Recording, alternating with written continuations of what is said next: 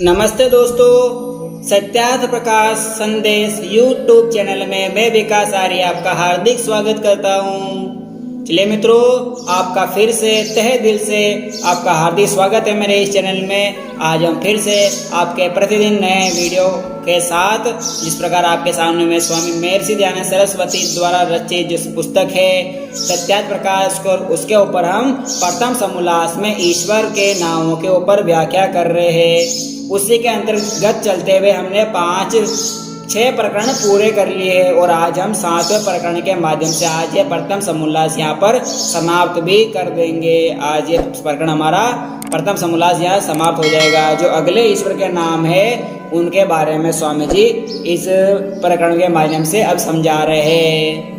तो चलिए आज का प्रकरण हम यहाँ से प्रारंभ करेंगे। अगर वे पिछले वीडियो आपने नहीं देखे तो जब तक कि मैंने जो कंटिन्यू के प्रतिदिन का जो प्रकरण बनाया है वो आपके समझ में नहीं आने वाला है, तो आप पहले इस चैनल को सब्सक्राइब भी कर लीजिए। यह आपका अपना चैनल है सत्यार्थ प्रकाश संदेश। इस चैनल को जितना हो सके सब्सक्राइब कीजिए और कराइए और ज़्यादा से ज़्यादा इसको लाइक शेयर एंड कमेंट्स भी कीजिए आगे। और इस चैनल को जितना हो सके अपने फ्रेंडों के साथ, मित्रों के साथ, सगे संबंधियों से शेयर कीजिए, जिससे सत्य सत्य अर्थ का प्रकाश हर घर के कानों तक पहुंच सके, हर मनुष्य के कान तक पहुंचे, हर व्यक्ति मात्र प्राणी मात्र के कानों तक ये पहुंचे।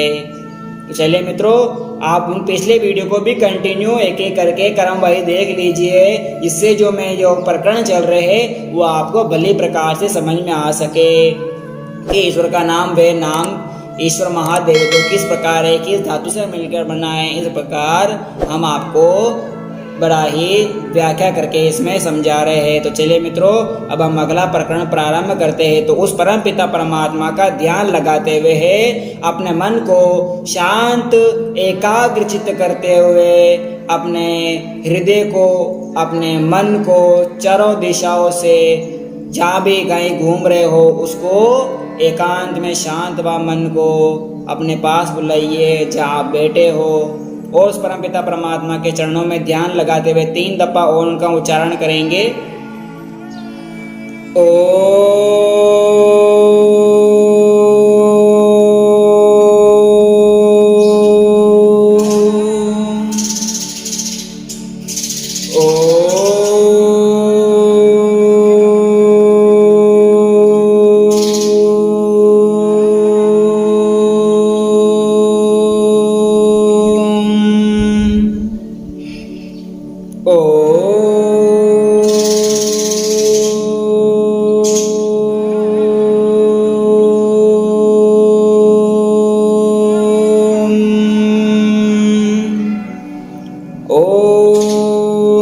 शन्नो मित्रः शं वरुणः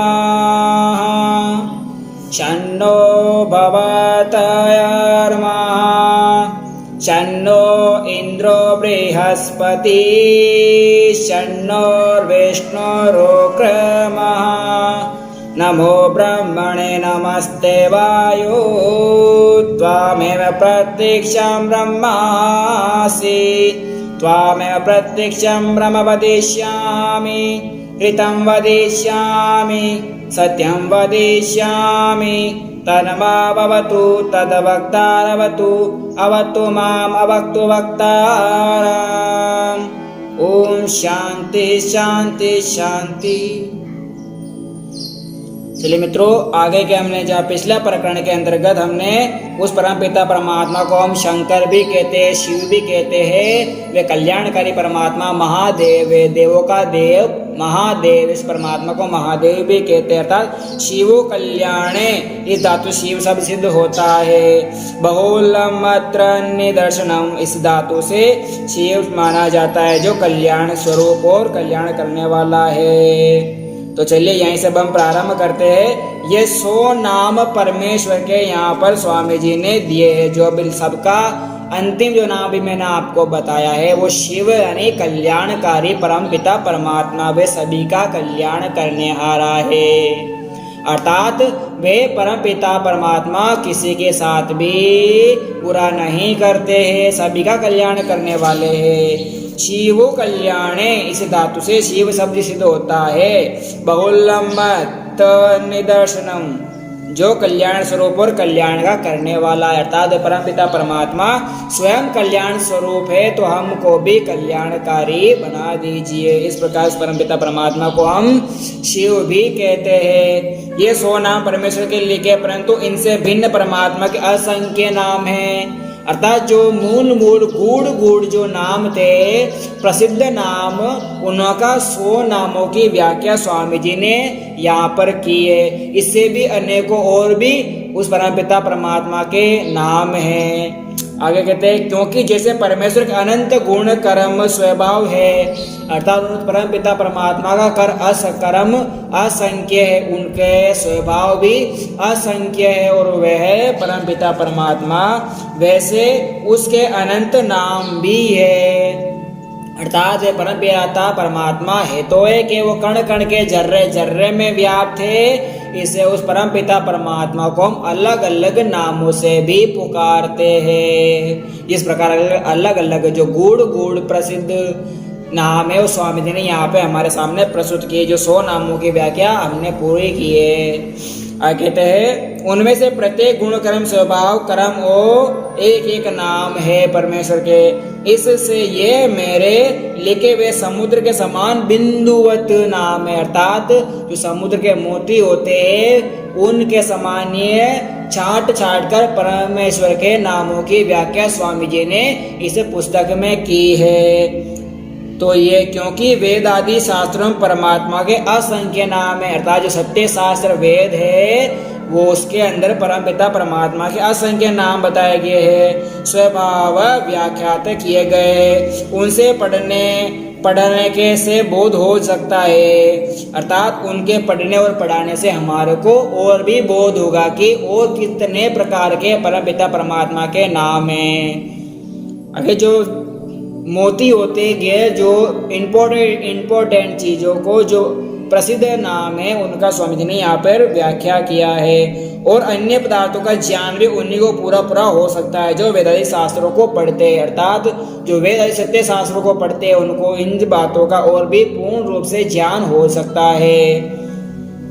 आगे प्रश्न करते हैं, जैसे अन्य ग्रंथकार लोग आदि मध्य और अंत में मंगलाचरण करते वैसे आपने कुछ भी नहीं लिखा।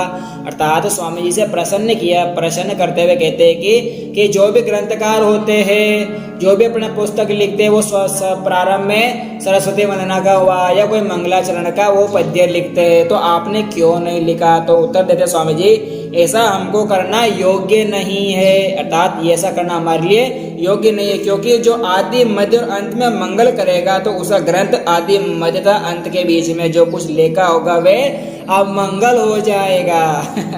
कितना बढ़िया बात स्वामी जी कहते हैं कि अर्थात जो इस रोमेर अंत में मंगल लिखते हैं उनका आदि अंत में मंगल तो करेगा, उसे ग्रंथ में आदि के मध्य और अंत में अमंगल हो जाएगा, अमंगल ही रहेगा। इसलिए मंगलाचरणम शिष्टाचारागत फल दर्शनाश्रुतश्चेति, अर्थात ये सांख्य शास्त्र का वचन है। कहते हैं इसका अभिप्राय यह है कि जो न्याय पक्षपात रहित सत्य वेदोक्त ईश्वर की आज्ञा है उसी का यथावत सर्वत्र और सदा आचरण करना ही मंगलाचरण कहता है। अर्थात परम पिता परमात्मा जो सत्य उपदेश है, सर्वत्र सदा आचरण और सत्य वेदोक्त ईश्वर की जो आज्ञा है, पक्षपात रहित न्याय है, उन उसी आज्ञा का यथावत आचरण करना, पालन करना, उसी को ही मंगलाचरण कहते हैं।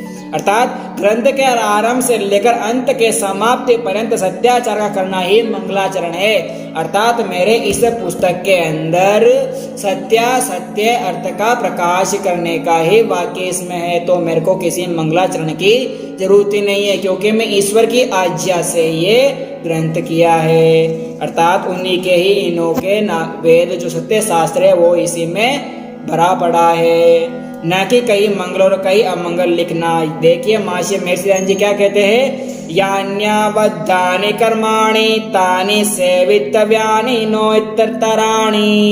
अर्थात ये 33 उपनिषद का वचन है। कहते हैं, हे संतानों, जो अनवद्य अनिंदनीय अर्थात धर्म युक्त कर्म है वह ही तुमको करना है, अधर्म युक्त कर्म नहीं करना है। अर्थात 33 उपनिषद में कहते हैं कि हे संतानों, अर्थात परमपिता परमात्मा कह रहे हैं कि जो अनिंदनीय अनवज्य धर्म युक्त कर्म है वही आपको करने हैं, अधर्मयुक्त कोई भी कर्म नहीं करना है। इसलिए जो आधुनिक ग्रंथों में श्री गणेशाय नमः, सीताभ्य नमः, रामाभ्य नमः, राधा कृष्णाभ्य नमः, श्री गुरु चरणाविंदाभ्याम नमः, हनुमंते नमः, दुर्गाय नमः, बटुकाय नमः, भैरवाय नमः, शिवाय नमः, यमाय नमः, साधुकालय नमः, इतने जो सरस्वती नाम नारायण नमः इतने लिखने देखने में आते हैं ना, इनको वेद ओ देख रहे आते, इनको बुद्धिमान लोग वेद और सत्य शास्त्रों के विरुद्ध होने से मिथ्या ही समझते हैं। अर्थात ये जो नाम लिखे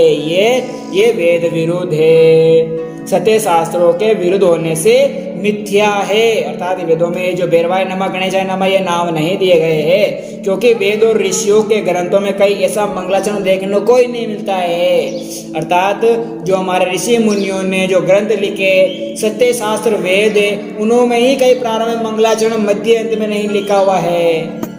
तो ये बात तो मैं कैसे लिख सकता हूँ, ये तो उस परम पिता परमात्मा की वाणी है।